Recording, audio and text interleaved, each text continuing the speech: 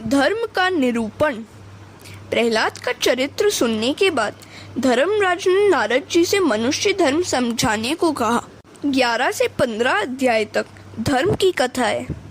प्रथम 4 अध्याय में साधारण धर्म और 5 से 15वें अध्याय में विशिष्ट धर्म बताया गया है। मनुष्य का सच्चा मित्र धर्म ही है। जब कोई साथ नहीं दे पाता तब धर्म साथ देता है। चाहे धन संपत्ति नष्ट हो जाए पर धर्म का नाश नहीं होने देना चाहिए। मनुष्य धन को ही सारे सुखों का साधन मानता है, किंतु यह असत्य है, अज्ञान है। सभी सुखों का साधन धन नहीं, धर्म है। मानव सृष्टि के संचालन के लिए भगवान ने जो विधि विधान बनाए वही धर्म है।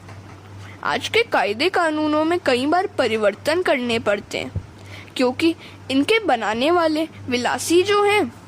राम राज्य में तो वशिष्ठ का वचन ही धारा बन जाती थी। प्रथम साधारण धर्म के 3 लक्षणों का वर्णन है। साधारण धर्म अर्थात सबका धर्म, मनुष्य मात्र का धर्म। नारद जी कहते हैं, इस धर्म की कथा बड़ी लंबी है, मैंने इसे नारायण के श्रीमुख से सुना है। धर्म के 3 लक्षण है। धर्म के 30 लक्षण है। प्रथम लक्षण है सत्य और अंतिम लक्षण है आत्मसमर्पण। धर्म कथा का आरंभ सत्य से होता है और समाप्ति आत्मसमर्पण से। सत्य ही ईश्वर का स्वरूप है। धर्म की गति बड़ी सूक्ष्म है।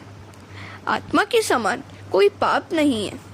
सत्य वह साधन है जिसके सहारे मनुष्य सत्यनारायण में लीन होता है। हरिश्चंद्र ने पत्नी का विक्रय करके भी सत्य का निर्वाह किया था। सत्य में अटल श्रद्धा रखो। यथार्थ का नाम सत्य है। महाभारत के अनुसार जिससे सभी का कल्याण हो सके ऐसा विवेकपूर्ण वचन ही सत्य है। सभी का कल्याण हो सके ऐसा विवेक भरा वचन ही बोलो। सत्यम भूत हितम प्रोक्तम। श्री कृष्ण के असत्य वचन भी सत्य हैं, क्योंकि वे बहुत जन हिताय हैं। महाभारत के युद्ध में द्रोणाचार्य के प्रसंग में श्री कृष्ण को असत्य बोलना पड़ा था। द्रोणाचार्य भीषण युद्ध कर रहे थे। उनके हाथ में जब तक शस्त्र था तब तक उन्हें मार पाना असंभव था। क्या किया जाए? अश्वत्थामा नामक हाथी को मारकर द्रोण से कहा गया कि उनका पुत्र अश्वत्थामा मर गया है। द्रोणाचार्य ने यह बात झूठी मानी। उन्होंने सोचा कि श्री कृष्ण जैसे भी सत्य बोल सकते हैं, किंतु धर्मराज कभी असत्य नहीं बोलते। मैं उनसे ही पूछ लूं। उन्होंने युधिष्ठिर के पास जाकर कहा, यदि मेरा पुत्र ही मरा है तो मुझे शस्त्र त्याग करना पड़ेगा। क्या सचमुच मेरा पुत्र मर गया है? श्री कृष्ण ने युधिष्ठिर से कहा था कि बोल देना, अश्वत्थामा हतः। सत्यम वदम का नियम मैंने बनाया है, अतः इसमें परिवर्तन करने का मुझे अधिकार है। सत्य वही है जिसे विवेक से बोलने से सभी का कल्याण होता हो। द्रोणाचार्य के शस्त्र त्याग से कौरवों की पराजय होगी और पांडवों को राज्य मिलेगा। दुर्योधन की हत्या से पाप अधिक नहीं होगा, अपितु इससे स्वयं दुर्योधन का कल्याण ही होगा। कोई प्रश्न करेगा कि सभी का तो कल्याण होता, किंतु द्रोणाचार्य को क्या लाभ होता? द्रोणाचार्य देव संपन्न ब्राह्मण है। ब्राह्मण को युद्ध करने का अधिकार नहीं है। यदि उसे कभी युद्ध करना भी पड़े तो मात्र धर्म की रक्षा के हेतु ही करना चाहिए। ब्राह्मण होते हुए भी द्रोणाचार्य युद्ध करते हैं, अतः उनके शस्त्र त्याग से उनका ही कल्याण होता है। मैं द्रोणाचार्य को नरसंहार के पाप कर्म से रोकना चाहता हूँ, अतः मेरी यहाँ आज्ञा है। धर्मराज ने द्रोणाचार्य को कहा, अश्वत्थामा हतः, किंतु दबे होठों से आगे बोले, नरो वा कुंजरो वा। धर्मराज के शब्द सुनकर द्रोणाचार्य ने शस्त्रों का त्याग किया। श्री कृष्ण ने धृष्टद्युम्न को आज्ञा दी थी कि द्रोणाचार्य का सर उड़ा दो। उनकी मृत्यु हुई और सभी का कल्याण हुआ। हरे कृष्ण। दया भाव धर्म का द्वितीय लक्षण है। जहाँ तक हो सके दूसरों का भला करो। हर रोज सोचो क्या मैंने आज किसी का कुछ काम किया है? क्या मैंने परमात्मा को पसंद आए वैसा कोई काम किया है? तुलसीदास जी ने भी कहा है, तुलसी दया न छोड़िए जब लग घट में प्राण। जो साधक इसी जन्म में ईश्वर का साक्षात्कार करना चाहता है उसे सोच समझकर विवेक पूर्वक दया करनी चाहिए। कभी कभी दया भाव भजन में विक्षेप करता है। तीसरा धर्म है पवित्रता। पवित्र सभी का धर्म है। आजकल लोग शरीर को बहुत शुद्ध करते हैं किंतु मन को शुद्ध नहीं रखते। मन शुद्धि, चित्त शुद्धि आवश्यक है। मन मृत्यु के बाद भी साथ साथ जाएगा। मन के अलावा और कुछ साथ नहीं जाएगा। अतः इसे पवित्र रखना आवश्यक है। शरीर की अपेक्षा पाप तो मन से अधिक होते हैं। जो मन से पाप करता है उसका मन ईश्वर के ध्यान में स्थिर नहीं हो पाता। व्यवहार से आत्मा इतनी घुल मिल जाती है कि मन के पाप का उसे ध्यान तक नहीं रहता। चौथा धर्म है तपश्चर्या। विचार, वाणी और वर्तन को शुद्ध रखना ही तपश्चर्या है। पांचवा धर्म है तितिक्षा। भगवत कृपा से जो भी दुख मिले उसे सहन कर लो। शत्रु के प्रति भी सद्भाव बनाए रखो, तभी परमात्मा आपके पक्ष में रहेंगे और आपके शत्रु को दंड देंगे। एक महात्मा जप करते हुए जा रहे थे। रास्ते में किसी धोबी ने सुखाने के लिए कपड़े फैलाए हुए थे। उन पर महात्मा का पाँव पड़ गया। धोबी ने यह देखा तो वह महात्मा को लकड़ी से पीटने लगा। भगवान ने सोचा कि वह महात्मा तो मेरा ही नाम जप रहा था, अतः मैं उसकी रक्षा नहीं करूंगा तो मेरी प्रतिष्ठा का क्या होगा। महात्मा की रक्षा के लिए वे वैकुंठ से धरती पर उतर आए।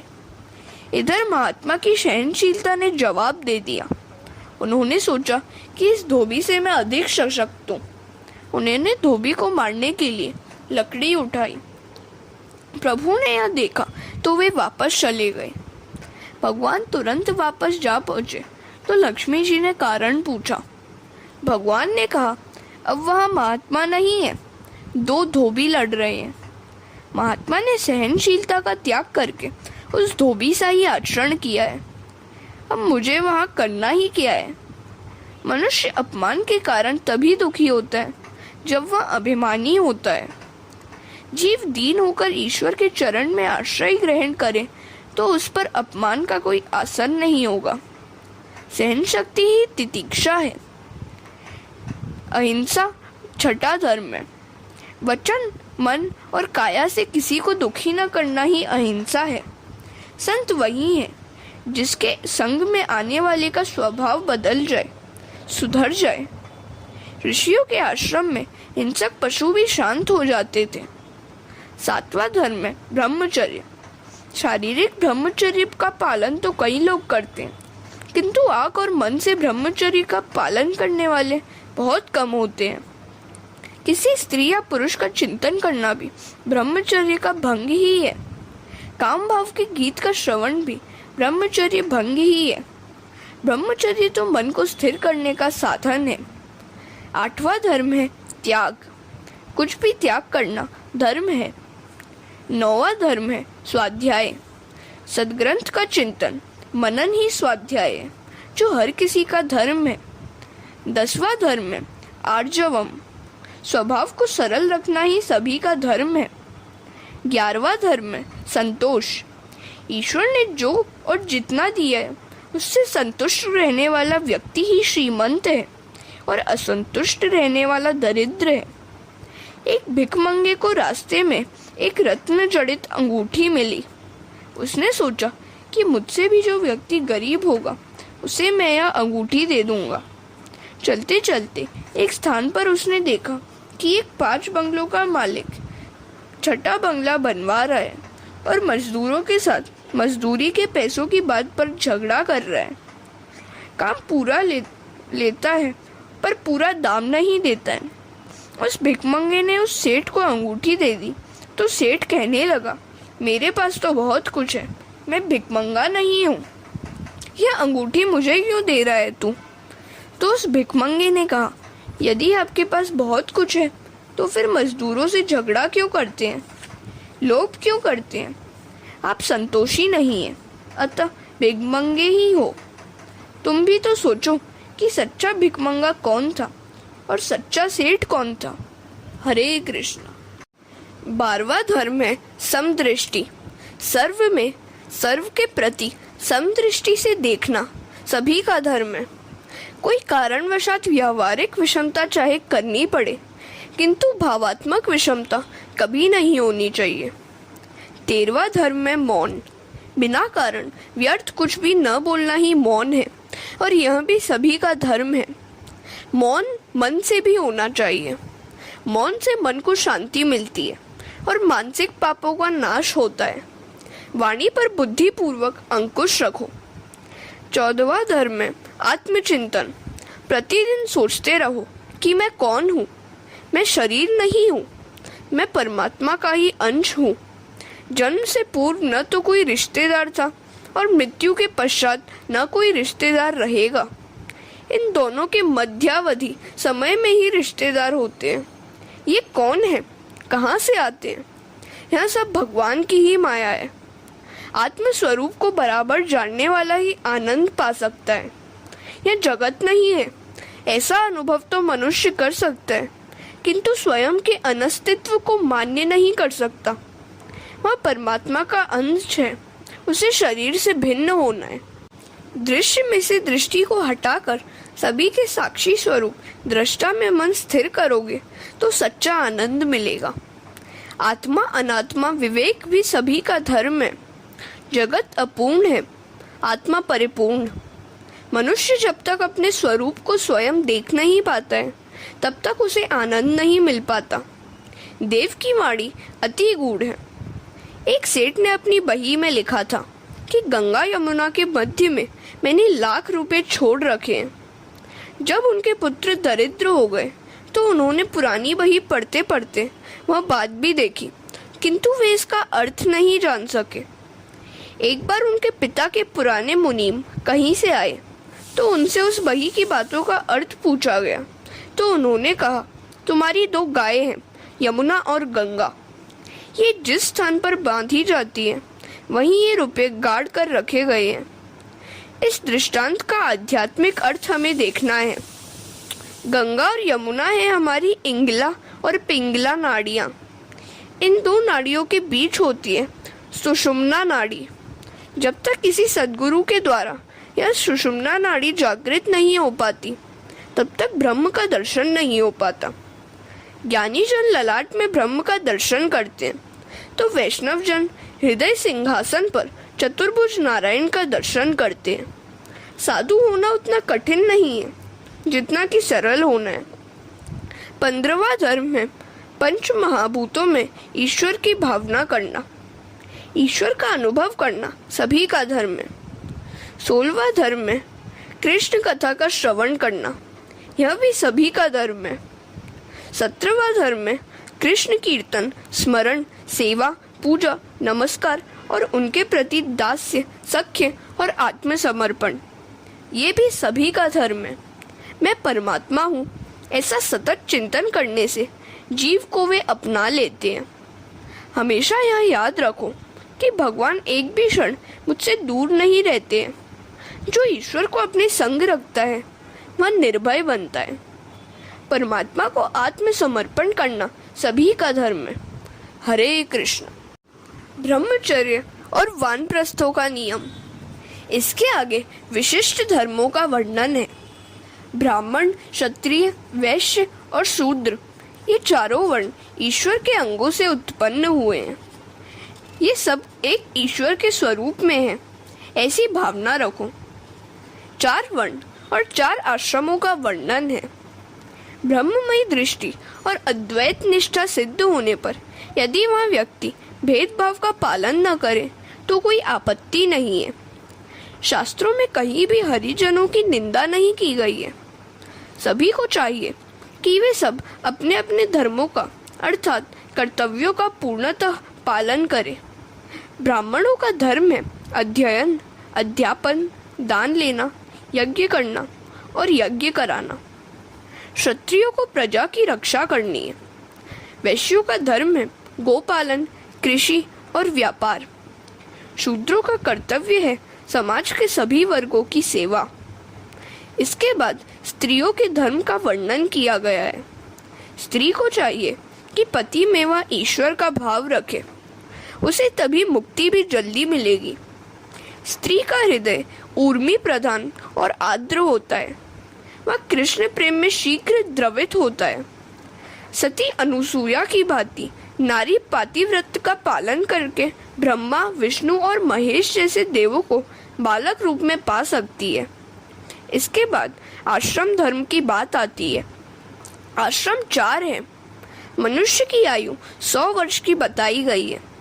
आज के समय की दृष्टि से देखें तो मनुष्य को 23 वर्ष तक ब्रह्मचर्य पालन करके 24 से 40 वर्ष तक गृहस्थाश्रमी और 41 से 50 वर्ष तक वानप्रस्थाश्रमी रहकर 51वें वर्ष की वय के बाद संन्यासाश्रम में प्रवेश करना चाहिए। ब्रह्मचर्य आश्रम वृद्धि है तो गृहस्थाश्रम क्षय। वानप्रस्थाश्रम में संयम बढ़ाकर फिर से शक्ति बढ़ानी है, शक्ति का गुणाकार करना है। संन्यासाश्रम में भागाकार है। नैष्ठिक ब्रह्मचारी हमेशा के लिए ब्रह्मचर्य का पालन करता है। महाप्रभु ने गृहस्थाश्रम में प्रवेश करके संन्यास लिया था। वर्णाश्रम की रचना क्रमश धीरे धीरे जीव को ईश्वर के निकट ले जाने का सोपान है। ब्रह्मचारी को चाहिए कि वह सदा मित पूजी रहे। अधिक पूजन करने वाला ब्रह्मचर्य का पालन नहीं कर सकता। उसका आहार अति सात्विक होना चाहिए। उसे इंद्रियों का बिल्कुल विश्वास नहीं करना चाहिए। बड़े बड़े ऋषि तक भटक गए तो साधारण मानव की तो बात ही क्या है। भागवत में भी कहा है कि जो ब्रह्मचर्य का पालन करना चाहते हैं उसे नारी का सहवास छोड़ना होगा।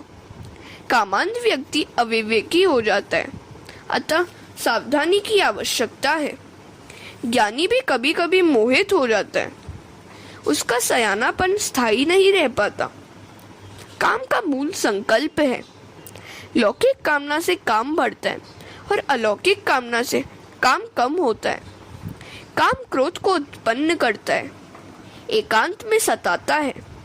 एकांत में भजन करो। जगत में सभी अनर्थ काम के कारण ही होते हैं। काम यदि मर जाए तो समझो कि कन्हैया दूर नहीं है। जगत को देखने की दृष्टि बदल जाए तो काम का भी नाश होगा। संन्यास लेने से पहले गृहस्थ को चाहिए कि वह वानप्रस्थ धर्म का पालन करे और पवित्र ग्रंथों का अध्ययन करे। वैराग्य दृढ़ होने के बाद संन्यास लेना चाहिए। परमात्मा के लिए सभी सुखों का न्यास त्याग ही संन्यास है। प्रहलाद और दत्तात्रेय का एक प्रसंग है। प्रहलाद ने दत्तात्रेय से पूछा, आप कोई सुख चैन से तो रहते नहीं हैं, फिर भी इतने हष्ट पुष्ट कैसे हो पाए? दत्तात्रेय ने उत्तर दिया, जगत के किसी भी जड़ पदार्थ में आनंद नहीं है, सुख की इच्छा ही दुख है। मुझमें समाहित आत्मानंद का ही मैं उपयोग करता हूँ। मैं अपना आनंद अपने आत्म स्वरूप में से ही प्राप्त कर लेता हूँ। प्रारब्ध को भुगत कर पूरा करता हूँ। मेरी आत्मनिष्ठा दृढ़ है। मेरे 2 गुरु हैं। मेरा पहला गुरु है मधुमक्षिका। मधुमक्खी की भांति लोग भी बहुत कष्ट झेलकर धन तो एकत्रित करते हैं, किंतु मधुमक्खी के शहद की भांति उस धन का उपभोग तो कोई और ही करता है। मेरा दूसरा गुरु है अजगर।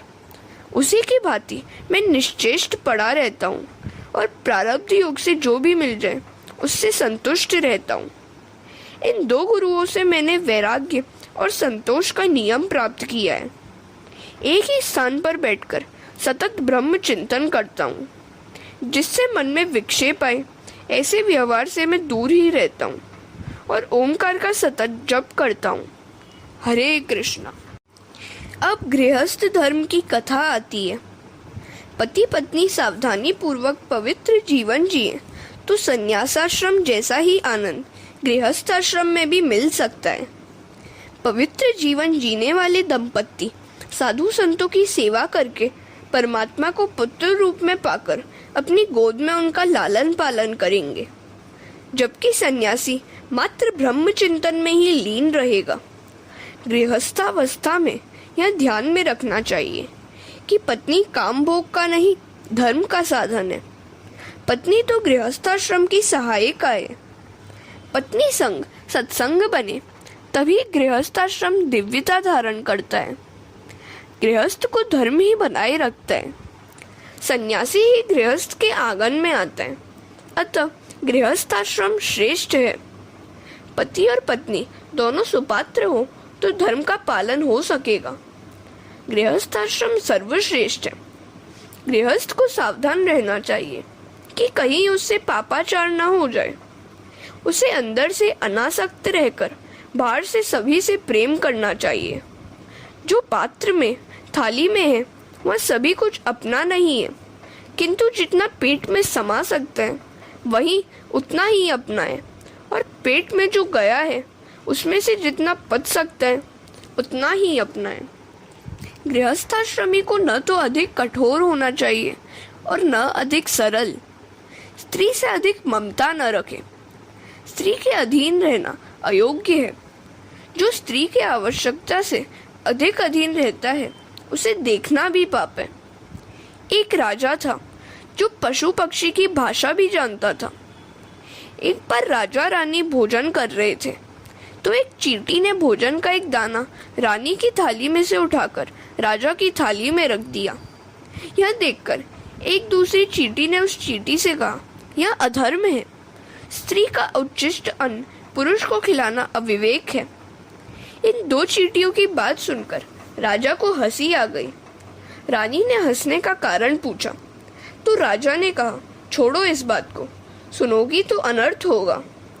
जिस महात्मा ने राजा को पशु पक्षी की बोली जानने की विद्या दी थी उसने कहा था कि मैंने यह विद्या सिखाई तो है, किंतु तुम यदि किसी से इसकी बात करोगे या किसी को सिखाओगे तो तुम्हारी मृत्यु हो जाएगी। राजा ने पत्नी को समझाया, किंतु स्त्री हट जो था वह कहने लगी कि चाहे आपकी मृत्यु क्यों ना हो जाए, किंतु मैं बात जानना चाहती हूँ। राजा भोला और पत्नी के अधीन था, सो उसने कहा, हम दोनों काशी चले, मैं वहीं तुझे सारी बात बताऊंगा। राजा ने सोचा कि मरना ही है तो काशी में मरकर मुक्ति क्यों ना पालूं। वे दोनों काशी की ओर चल निकले। रास्ते में वन में एक बकरा बकरी का जोड़ा मिला। बकरी बकरे से कहने लगी कि कुएं के पास जाकर मेरे लिए हरी घास ले आओ, नहीं तो मैं डूब मरूंगी। बकरे ने समझाया कि मेरा पाँव फिसल जाएगा तो कुएं में गिरकर मर जाऊंगा। बकरी ने कहा कि चाहे जो भी हो मैं तो घास खाऊंगी। तो बकरे ने तेवर बदल कर कहा, मैं उस राजा के जैसा मूर्ख नहीं हूँ जो पत्नी के लिए बिना कारण जान दे दूं। राजा ने बकरे के ये शब्द सुने तो सोच में पड़ गया, मैं कितना मूर्ख हूँ कि प्रभु भजन के लिए जो शरीर मिला है, इस स्त्री की मूर्खता भरी हट की खातिर उसका नाश करने के लिए तैयार हो गया हूँ। धिक्कार है मुझसे तो बकरा ही अच्छा है। उसने रानी से दृढ़ता से कह दिया, मैं कुछ भी बताना नहीं चाहता, तू चाहे सो कर सकती है। रानी को अपनी हट छोड़नी पड़ी। हृदय में से राम चले जाते हैं तो मनुष्य कामांध बन जाता है। हरे कृष्ण। गृहस्थ संबंधी सदाचार एवं मोक्ष धर्म। गृहस्थाश्रम को आज्ञा दी गई है कि वह दान करे, क्योंकि दान से धन शुद्धि होती है। वर्ष में 1 मास गंगा किनारे रहने की भी आज्ञा दी गई है। उसे चाहिए कि वह एकांतवास में नारायण की आराधना करे। वर्ष में से 1 मास ठाकुर जी के लिए सुरक्षित रखे। घर में ठीक तरह से भक्ति नहीं हो पाती है, अतः तीर्थ में भक्ति करो। तीर्थ में जाकर घर को और लौकिक बातों को कभी याद मत करो। वहाँ मात्र भक्ति ही करनी चाहिए। भक्ति करने के लिए स्थान की शुद्धि भी आवश्यक है। स्थान के वातावरण का मन पर बड़ा असर पड़ता है। मार्कंडेय पुराण में एक कथा है। राम लक्ष्मण वन में प्रवास कर रहे थे। मार्ग में एक स्थान पर लक्ष्मण का मन कुभाव से भर गया। मति भ्रष्ट हो गई। वे सोचने लगे, कैकेयी ने वनवास तो राम को दिया है, मुझे नहीं। मैं राम की सेवा के लिए क्यों कष्ट उठाऊं? राम ने लक्ष्मण से कहा, इस थल की मिट्टी अच्छी दिखती है, थोड़ी बांध ले साथ। लक्ष्मण ने एक पोटली बना ली। मार्ग में जब तक वह इस पोटली को हाथ में लेकर चलते थे, तब तक उनके मन में कुभाव भी बना रहता था। परंतु जो ही वे उस पोटली को नीचे रखकर दूर हो जाते थे, तो उनका मन राम सीता के लिए ममता और भक्ति से भर जाता था। लक्ष्मण इस बात से आश्चर्यचकित रह गए। उन्होंने राम से कारण पूछा। श्री राम ने कारण बताते हुए कहा, भाई, तेरे मन के इस परिवर्तन के लिए तू दोषी नहीं है, उस मिट्टी का ही प्रभाव है। जिस भूमि पर जैसे काम किए जाते हैं, उसके अच्छे बुरे परमाणु उस भूमि भाग में और वातावरण में भी छूट जाते हैं। जिस स्थान की मिट्टी इस पोटली में है, वहाँ सुंद और उपसुंद नाम के 2 राक्षसों का निवास था। उन्होंने कड़ी तपश्चर्या करके ब्रह्मा को प्रसन्न करके अमरता का वर मांगा। ब्रह्मा ने उनकी मांग तो पूरी करनी चाहिए, किंतु कुछ नियंत्रण के साथ। उन दोनों भाइयों के बीच बड़ा प्रेम था, अतः उन्होंने कहा कि हमारी मृत्यु केवल आपसी विग्रह से ही हो सके। ब्रह्मा ने वर दे दिया। इन दोनों ने सोचा था कि हम कभी आपस में झगड़ने वाले तो हैं नहीं, अतः अब हम तो मरेंगे ही नहीं। अपनी इस अमरता के घमंड में उन्होंने देवों को सताना शुरू कर दिया। देवों ने ब्रह्मा जी का आसरा लिया, तो ब्रह्मा जी ने तिलोत्तमा नाम की अप्सरा का सृजन किया और उसे उन असुरों के पास जाने की आज्ञा दी। सुंद और उपसुंद ने इस सौंदर्यवती अप्सरा को देखा तो दोनों मोहांध हो गए। सुंद ने कहा कि यह मेरी है, तो उपसुंद ने कहा, सोच समझ के बोल, यह तेरी भाभी अर्थात मेरी पत्नी है। दोनों झगड़ने लगे। तिलोत्तमा ने कहा, मैं तो विजेता के साथ विवाह करूंगी। तो उन दोनों भाइयों ने विजेता बनने के लिए ऐसा घोर युद्ध किया कि दोनों मर गए। वे दोनों असुर जिस स्थान पर झगड़ते हुए मरे थे, उसी स्थान की यह मिट्टी है। अतः इस मिट्टी में भी द्वेष, तिरस्कार और वैर के संस्कारों का सिंचन हो गया है। जिस भूमि पर जैसे कर्म किए जाते हैं, वैसे ही संस्कार वह भूमि भी प्राप्त कर लेती है। घर को गृहस्थ सदा पवित्र रखे। लोग माथेरान सैर करने के लिए जाकर घर पर आते हैं। पवित्र ब्राह्मण के हाथ श्राद्ध कराया जाए। हरे कृष्ण। काम का मूल है संकल्प, अतः संकल्प का त्याग करके काम को जीतना चाहिए। मन में सुख का संकल्प ही नहीं आना चाहिए। संकल्प ही दुख का कारण है। काम की इच्छा अपूर्ण रहने पर क्रोध उत्पन्न होता है। कामनाओं का त्याग ही क्रोध को जीतने का उपाय है। क्रोध दुख दाता है। क्रोध पर ही क्रोधित होने का निश्चय करो। संसारी लोग जिसे अनर्थ मानते हैं, वही अनर्थ है, ऐसा समझो और लोभ को जीतो। तात्विक विचार से भय को जीतना चाहिए। अध्यात्म विद्या से शोक और मोह पर, संतों की उपासना से दंभ पर, मौन द्वारा योग के विघ्नों पर और शरीर प्राण आदि को निश्चेष्ट करके हिंसा पर विजय प्राप्त करनी चाहिए। गृहस्थ को सद्गुरु का आश्रय लेकर उसकी आज्ञा का पालन करना चाहिए। सात्विक भोजन, स्थान और सत्संग से निद्रा को पराजित करना चाहिए। सत्वगुण की वृद्धि से मनुष्य की देह विलीन हो जाती है। ज्ञानेश्वर ने 16वें वर्ष में और शंकराचार्य ने 32वें वर्ष में प्रयाण किया था। तमोगुण की वृद्धि से निद्रा बढ़ती है और सत्वगुण की वृद्धि से नींद उड़ जाती है। निद्रा तमोगुण का धर्म है। सदाचार, संयम, सात्विक आहार विहार, आचार आदि से सत्वगुण बढ़ता है। सत्वगुण की वृद्धि से प्रभु मिलन की आतुरता भी बढ़ेगी। हर रोज भगवान का ध्यान करो। ध्यान करने से ध्यान करने वाले में ईश्वर की शक्ति आती है। गृहस्थ को इंद्रिय रूपी घोड़ों को नियंत्रण में रखना चाहिए। विद्वान कहते हैं कि यह शरीर रथ है और इंद्रियां घोड़े। इंद्रियों का नियंता मन ही इन घोड़ों की बागडोर है। शब्दादि विषय विभिन्न मार्ग हैं। बुद्धि इस रथ को चलाने वाला सारथी है। इस रथ को बांधने के लिए ईश्वर ने चित्त रूप बंधन बनाया है। 10 प्राण इस रथ की धुरा है। धर्म और अधर्म पहिए हैं। इस रथ में बैठता है हमारा अहंकारी जीव। ओमकार धनुष है और शुद्ध जीवन बाण। परब्रह्म लक्ष्य है, निशाना है। रोग, द्वेष, लोभ, शोक, मोह, भय, मन, मान, अपमान, असूया, माया, हिंसा, मत्सर, रजोगुण, प्रमाद, क्षुधा, निद्रा आदि शत्रु हैं।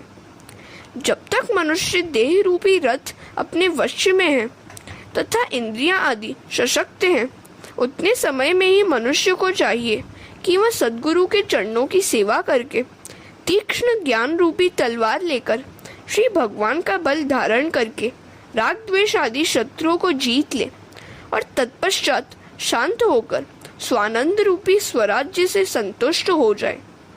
शरीर रथ को भी छोड़ देना चाहिए।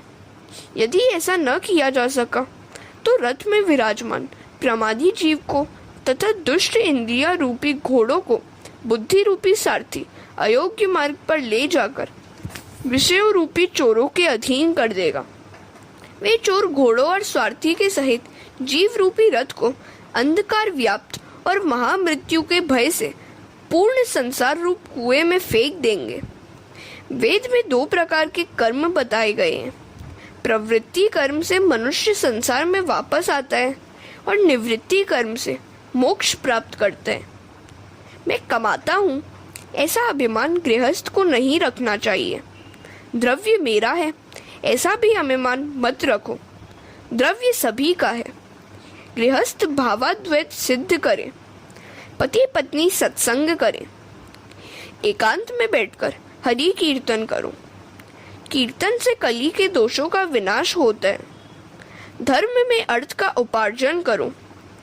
मौज मजे में सभी साथ रहते हैं और दंड अकेले जीवात्मा को भोगना पड़ता है। अनेक गृहस्थ संसार पार कर गए हैं। बड़े बड़े ऋषि जो ईश्वर को देखने के लिए तरसते हैं, वे आपके घर में रहते हैं। इस प्रकार नारद ने धर्मराज को उपदेश दिया। अंत में इस प्रकरण की समाप्ति में धर्मराज ने नारद जी की पूजा की। हरे राम राम राम हरे हरे, हरे कृष्ण कृष्ण कृष्ण हरे हरे। सप्तम स्कंद समाप्त।